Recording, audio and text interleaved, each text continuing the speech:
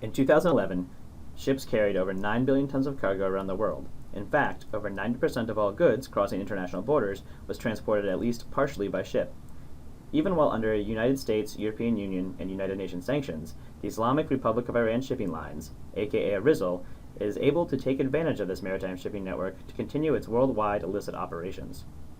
Using an aggressive strategy of shell companies, frequent name changes, flag changes, and taking advantage of the dispersed, slow, and often incomplete international reporting system, IRISL is able to conceal its command and control of over 200 ships and stay at least one step ahead of the international shipping community. However, using a number of different analytic techniques, it should be possible to significantly speed up the discovery and dissemination of a suspect entity list. Take the example of IRISL and its subsidiary, the Rahaban Omid Darya Shipping Management Company. Between them, there are 67 associated sea vehicles, with 572 associated management and ownership links. Looking at the history of management and ownership changes, we can see the initial acquisition of the fleet by IRISL between 2000 and 2008. However, in 2009, ownership and management of the fleet is almost entirely transferred to Rahaban, with the largest spike occurring on November 14th.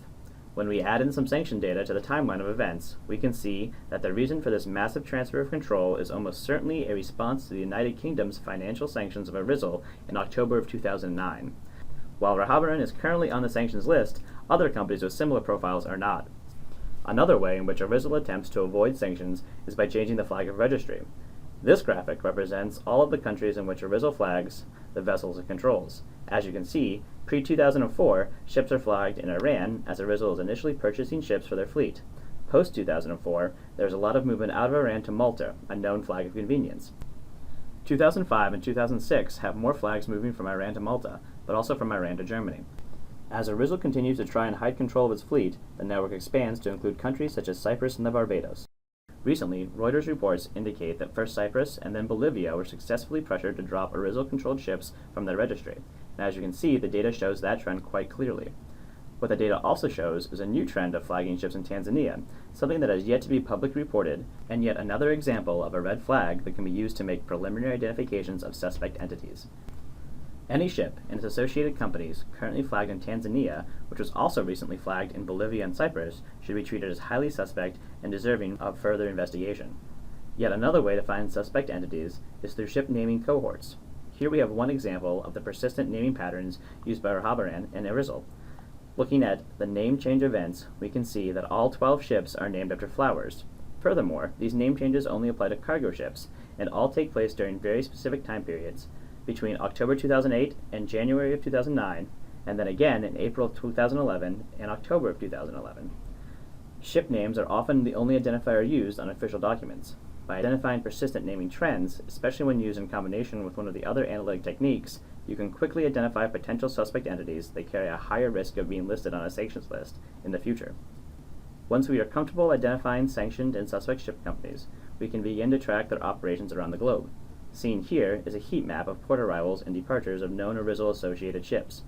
Beyond the expected ports of call in China, India, Pakistan, and the Middle East, IRISL surprisingly maintains a large presence in European ports.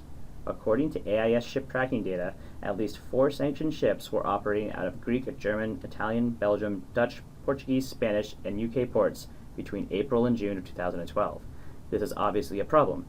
By studying the port arrivals and departures of one ship, IMO number 9118513, also known as the Mekong Spirit, the MSC Biscay, and the Mare Tuscum, we can derive its potential shipping routes to the Adriatic and Aegean seas. This information can be used to build a pattern of life, helping both port authorities and legitimate commercial businesses identify it as a sanctioned ship, even if it changes its name, flag, ownership, or management. Furthermore, if AIS ship tracking data could be obtained for the actual voyage, as opposed to just port arrival and departures, it could reveal where and when IRISL ships are turning their tracking beacons off, offering valuable insight into their clandestine illicit shipping routes. As you can see, by compiling open source data into a single analysis platform, there is a huge potential to increase the efficiency of the existing sanctions. Suspect entity lists should be made public as an additional due diligence tool, forcing suspect management and ship owners to either respond to charges or face a potential loss of business.